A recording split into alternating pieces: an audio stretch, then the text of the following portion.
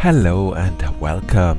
This is Microsoft Flight Simulator and this is the Phoenix Airbus A320. And today I would really like to talk to you about a topic that has crept up in my real life a few times now.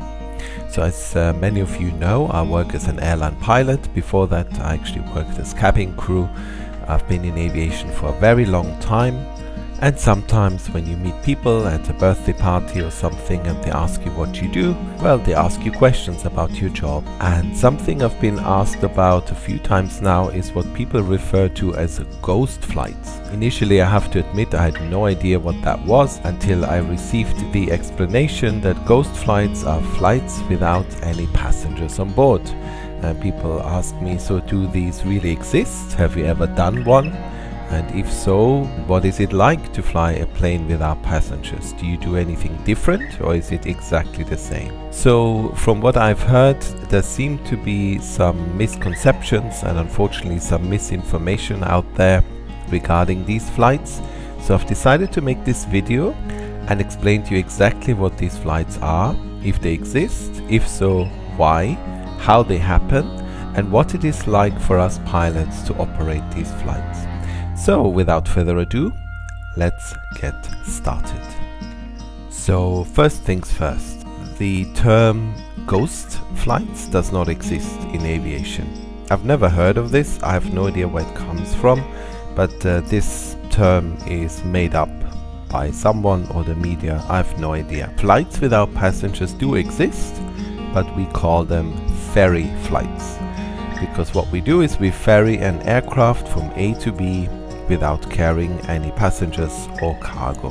So why would this happen? Well, there are several reasons for this. First of all, ferry flights are usually never scheduled flights. It's not like we already know several months in advance that we are going to operate a ferry flight. Airlines, as you can probably imagine, hate ferry flights with a passion. The entire operation is a loss. Everything is just cost with no income. So they do everything in their power to avoid any kind of ferry flights whenever they can. So when do we have ferry flights? Well, in my experience, there are two main reasons for this. Reason number one is that one of our aircraft has had a technical fault that cannot be fixed on site. So to give an example, we operate in and out of some very small airports in Greece and Italy and Spain. So let's say one of our aircraft has just landed in Greece on a small island, and after landing the aircraft has developed a fault. The crew cannot fix the problem and they require maintenance, maybe even some spare parts. Now this is not available at those airports, and so all of a sudden you have a crew, an aircraft and all those passengers stranded. So the only way out is that the company organizes another aircraft, sends it down there, maybe with a mechanic and some spare parts, and this aircraft will then fly there empty, pick up the passengers, maybe the crew, and bring them to their destination. The second scenario is weather related. Sometimes we have huge storms, especially in the summer. In the evening there can be some big thunderstorms, and sometimes we are unlucky and they sit exactly over an airport, and so the airport has no choice but to close. And if this is a busy international airport, then all of a sudden you have lots of planes diverting to other airports. Now usually you can just divert and then sit on the ground and wait till the weather has passed, and then you just take off and fly back to the original destination. But sometimes that doesn't work because either the weather will sit there for too long or the crew will simply run out of hours. As you're probably aware, flight crew are subject to some very strict regulations in terms of how many hours they can fly. Once that time is reached and they are on the ground, they must leave the aircraft. If they would carry on, they would be operating the aircraft illegally, and yeah, if the authorities would get wind of this, and they will get wind of this, then both the crew and the company will be in a huge amount of trouble. So it can happen that an aircraft diverts and the crew is no longer able to carry on. And if this happens at a big international airport, you can imagine the next day, the next morning, You have a whole bunch of aircraft at airports where they're not supposed to be, together with crews where they're not supposed to be, and of course thousands of passengers stranded. And in those situations, unfortunately, sometimes the only way out is to send in a few empty aircraft to help out and to sort out the mess, essentially. So those are the two main reasons why ferry flights can happen. I've been flying for a very long time now. I've flown thousands of hours as a pilot. Before that, I was cabin crew on short haul and long haul, and throughout my entire career, I think I've had to operate 5, maybe 6 ferry flights. So as you can see, it's something that doesn't happen very often. Like I said, the airlines want to avoid this as best as they can, but once in a while it does happen.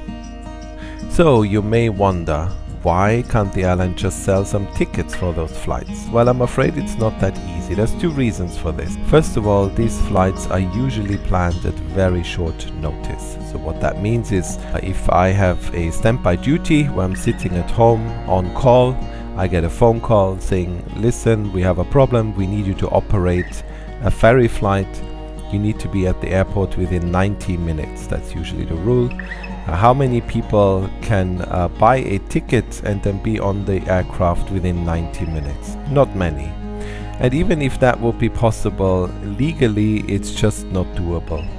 If an airline wants to operate a flight carrying passengers, it needs to be registered. The flight needs to go through a whole amount of paperwork and regulation. It would delay the whole thing, probably not just by hours, but maybe by days. And that makes no sense, to leave passengers stranded somewhere for a few days in the hope that you may have 10 passengers with you when you fly there, which, let's be honest, still doesn't make any money. So no, ferry flights cannot be done with passengers on board. In fact, the only thing we are allowed to carry is cargo that is related to the company. So company cargo, like spare parts maybe for an aircraft, and we are allowed to carry fellow crew members, but only if they are flying on duty, so not for private reasons. So how does all of this work from a pilot's perspective? Is this very different, flying with no passengers, or is it exactly the same? Well, the honest answer is yes and no. I think the best way to explain it to you is for me to actually talk you through my last ferry flight. So as some of you already know, I'm based in Palma de Mallorca, beautiful island in Spain. This is where all my flights start and end. And I had a standby duty. This was end of last summer. I was sitting at home waiting with my phone next to me. I usually do house chores or maybe play computer games, and then my phone rings and the company calls me. So I was told that the evening before, an aircraft was supposed to land in Munich, but there was a huge thunderstorm. They just couldn't get the aircraft in, so they diverted to Vienna in Austria.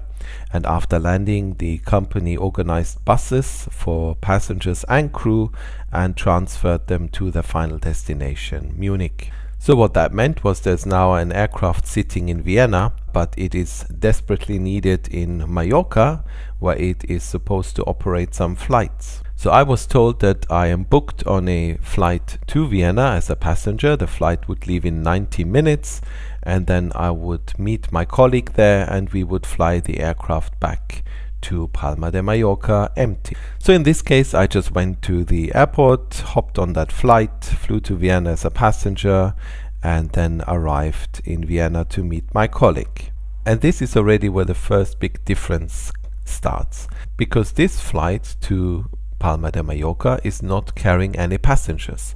So it does not appear on any departure boards in the airport, and there's also no passenger bus that could take you to the aircraft. The aircraft was parked at a remote stand far away. This is not unusual for diverted flights.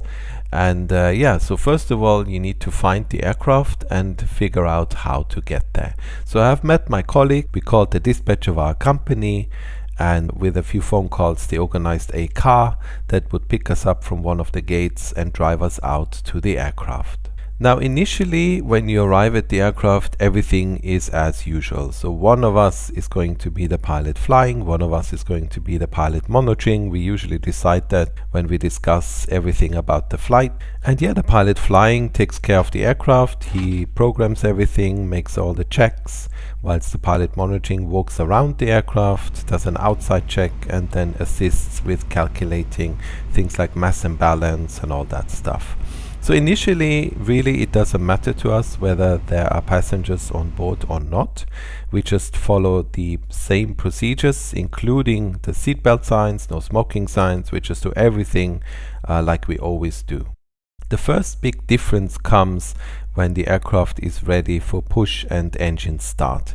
At that point, the pilot monitoring needs to get up off his seat, walk all the way to the back of the cabin, and make sure that the rear toilets and the rear galley is secure.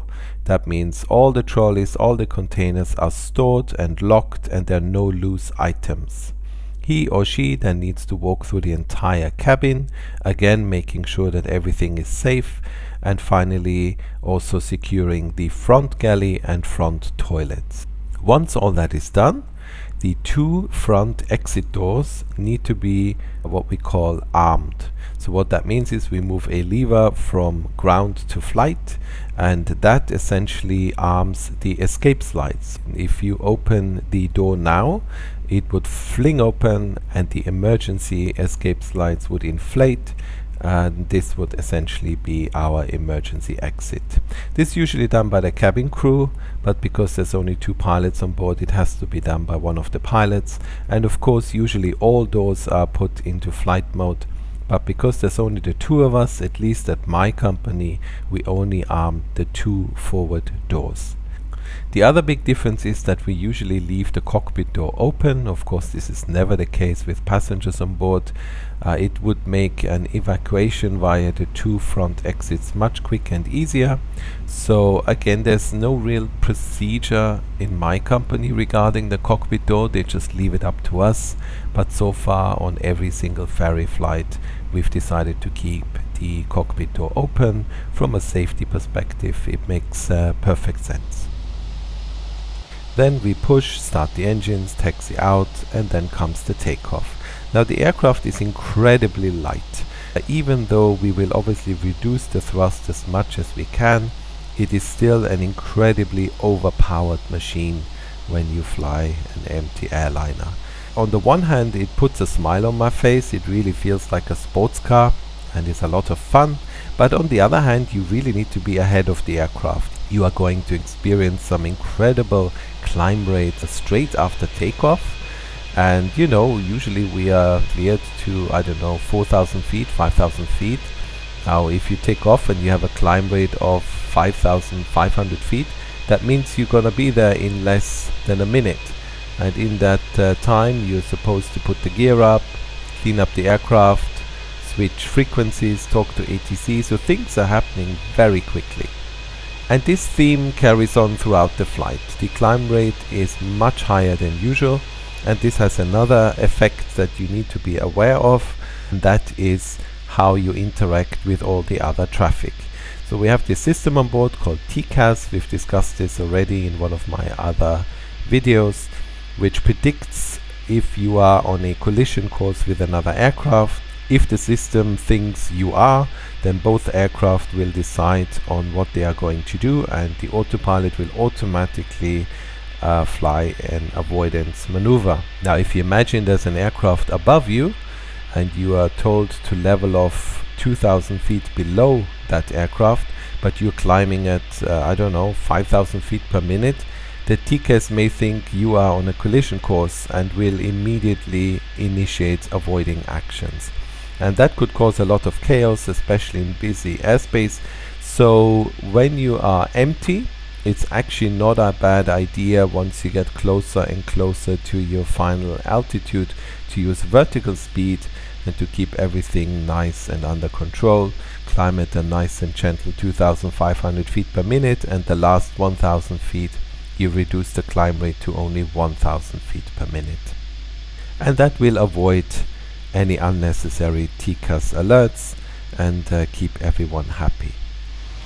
The cruise itself is exactly the same as with passengers, and the descent is also very similar. Of course, the aircraft is a lot lighter, so it's easier to slow it down. The big difference comes on the final approach and the landing. So, as you can probably imagine, a heavy aircraft full of packs and full of cargo sits in the air quite differently to an aircraft that is empty. From a pilot's perspective, the heavier the aircraft, the better, because it's more stable. It just sits in the air a lot more grounded, so to speak. So if it's windy and gusty, I would have a full aircraft any day over an empty one. It just has a lot more inertia, it sits there more stable, and it just feels a lot nicer. An empty aircraft on a windy, gusty day is literally all over the place. It feels very sensitive to all the wind changes, and it's just a lot more work to fly the approach. The landing is also a bit different. We are used to land with heavy aircraft, so you develop a muscle memory in terms of how much you need to flare. If you do exactly the same with an empty aircraft, you're probably gonna over flare. The aircraft is really light and has a tendency to float above the runway. So in order to avoid a long landing, usually when you fly an empty aircraft, you don't try to do a soft landing, you just put the thing down.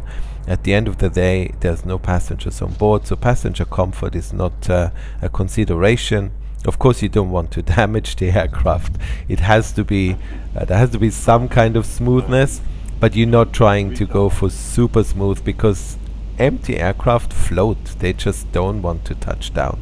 So you need to find a good compromise in terms of that. After landing, you can probably imagine the stopping distance is incredible. Those brakes are designed for a very heavy aircraft, and to stop that aircraft at a very short distance, if you have no one on board apart from 2 pilots, that thing will stop very, very quickly. So that's nice. We can get off the runway very rapidly without having very hot brakes. And then after that, it's pretty much the same as with passengers. Obviously, once we arrive at the gate, we must not forget to put the 2 forward doors back into the ground mode, or we call it the park mode in my company.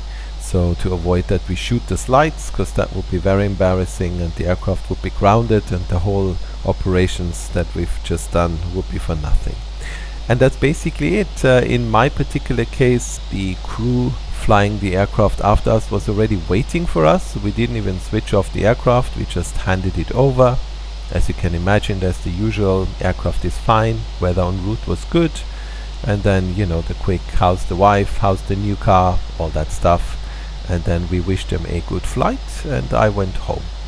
And that is ferry flights. So I hope I was able to explain exactly what a ferry flight is, why it exists, how it is done. And you know, if you ever hear someone talking about ghost flights and airlines flying without passengers and it's all, I don't know, a scam or whatever, I hope you're a bit better informed now. These are not flights we do on a regular basis whatsoever. In fact, airlines will avoid this as best as they can, but sometimes just in the interest of passenger comfort, you know, if thousands of people are stranded somewhere, we just have to do them to sort out the situation. So yes, they do exist. They're called ferry flights. They're very rare, at least in my experience and at my company, extremely rare occurrences. And if we operate them, as you can see, it's fairly similar to a flight with passengers from a pilot perspective, but there are some differences, especially when it comes to aircraft performance. And with that, I would like to say thank you very much for watching this video. I hope you found it interesting, and yeah, I look forward to seeing you in the next one. Until then, all the best. Bye bye.